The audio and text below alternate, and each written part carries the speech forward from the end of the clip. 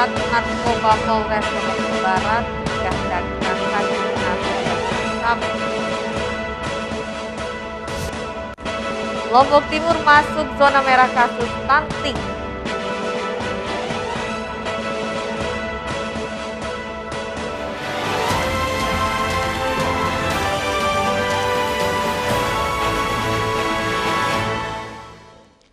Apa kabar pemirsa? Kembali kami menjumpai Anda di iNews NTB. Beragam informasi penting akan kami sajikan untuk Anda. Bersama saya Vinka Andini, inilah iNews NTB selengkapnya.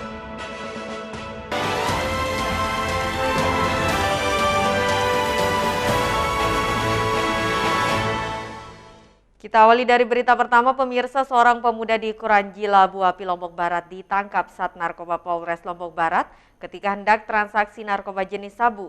Dari tangan pelaku, polisi mengamankan 2,5 gram sabu sebagai barang bukti. Seorang pemuda MS warga Kuranji, Kecamatan Labu Api, Lombok Barat tidak berkutik saat tim Opsnal Satres Narkoba Polres Lombok Barat menemukan barang yang diduga narkotika jenis sabu saat melakukan penggeledahan. Kasatres Narkoba Polres Lombok Barat AKP Faisal Aprihadi menegaskan pengungkapan kasus ini berkat informasi dari masyarakat karena di TKP sering dijadikan sebagai tempat transaksi narkotika jenis sabu.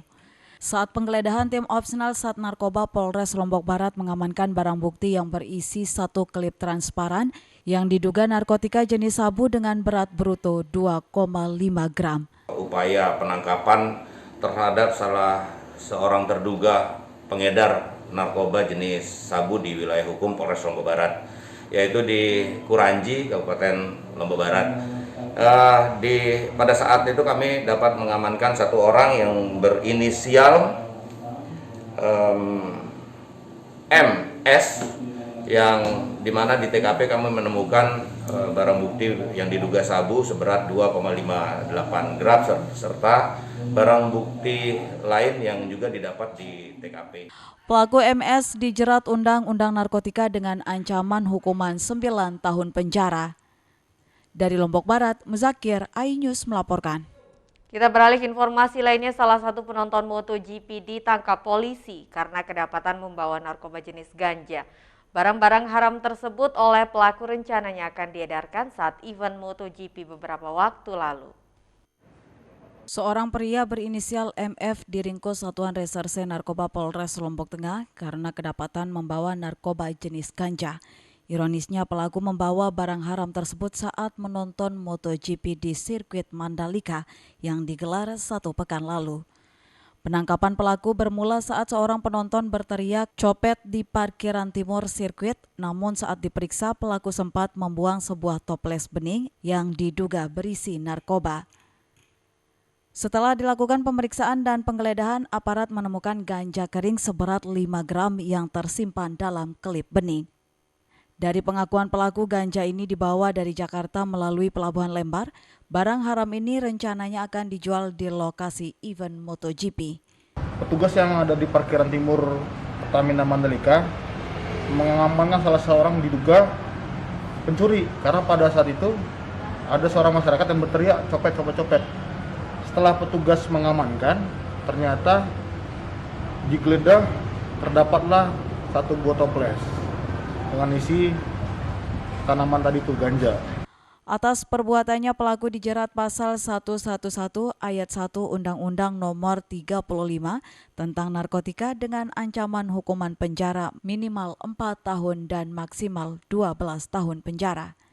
Dari Lombok Tengah, Emma Widiawati, iNews melaporkan. Pemirsa, Kabupaten Lombok Timur masuk dalam zona merah kasus stunting dengan akumulasi 37,6% menurut data studi status gizi Indonesia tahun 2021. Kasus stunting di Lombok Timur masuk zona merah berdasarkan data studi status gizi Indonesia yang dirilis Kementerian Kesehatan tahun 2021.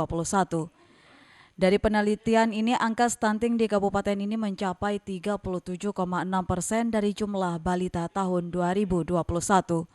Sebaliknya, Dinas Kesehatan setempat mengklaim kasus stunting bahkan menurun signifikan sejak tahun 2018 berdasarkan data elektronik pencatatan dan pelaporan gizi berbasis masyarakat. Terakhir tahun 2021 jumlahnya mencapai 17,49% dari 117.754 balita yang diukur di Posyandu. Data ini memang sangat penting untuk intervensi itu kita harus lakukan. Artinya bahwa kalau kita mengacu kepada SSGI angkanya sekian, kepada Riskesdas angkanya sekian. Tapi kalau untuk intervensi di lapangan kita lebih melihat IPPGBM yang punya data by name, by address, di mana sih anaknya, di mana sih alamatnya gitu. Tapi kalau survei itu kan sampel ya. Kami sih sebenarnya tidak terlalu mempermasalahkan dengan angka ya, yang penting disebutkan sumbernya mana. Penanganan kasus stunting di Lombok Timur dikepung dari semua lini mulai dari OPD hingga pemerintah desa. Tahun 2020 lalu, Pemda setempat memberikan hadiah umroh bagi kepala desa dan camat yang berhasil menurunkan kasus stunting di wilayah masing-masing. Dari Lombok Timur, Ramli Nurawang, iNews melaporkan. Kita beralih ke informasi lainnya, belasan calon pekerja migran asal NTB dipulangkan ke kampung halamannya setelah digagalkan Kementerian Tenaga Kerja saat akan diberangkatkan ke Arab Saudi. Pengiriman calon pekerja migran ilegal atau non-prosedural kembali digagalkan oleh pemerintah pusat bersama daerah. Sebanyak 13 orang CPMI yang akan dikirim ke Arab tersebut berasal dari Nusa Tenggara Barat. Ke-13 CPNI telah dipulangkan di NTB, namun saat ini dalam pengawasan penampungan Disnaker untuk dimintai keterangan mengungkap pelaku pengirim para TKI ilegal.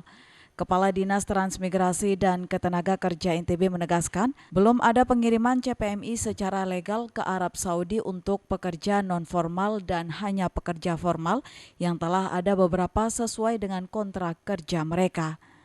Selain itu, Kepala Dinas menjelaskan ke-13 CPNI saat ini kini berada di penampungan dengan kondisi baik dan akan segera dipulangkan setelah dimintai keterangan pihak berwajib. Hasil sidak Kementerian di Jakarta berdasarkan laporan masyarakat. Nah, di sana sudah ditangani selama 1 bulan lebih oleh Polda Metro Jaya bersama Satgas dari Kementerian Ketenagakerjaan RI. Nah, kemarin diserahkan di sini akan hari apa ya? 2 hari yang lalu.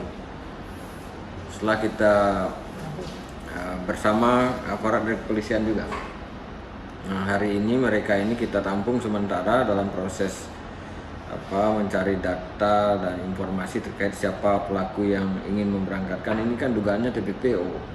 Ke-13 CPMI non-prosedural dari NTB tersebut diantaranya berasal dari Kabupaten Lombok Barat sebanyak 2 orang, Sumbawa 8 orang, Bima 2 orang, dan Dompu 1 orang. Dari Mataram, Vinka Andini, iNews melaporkan.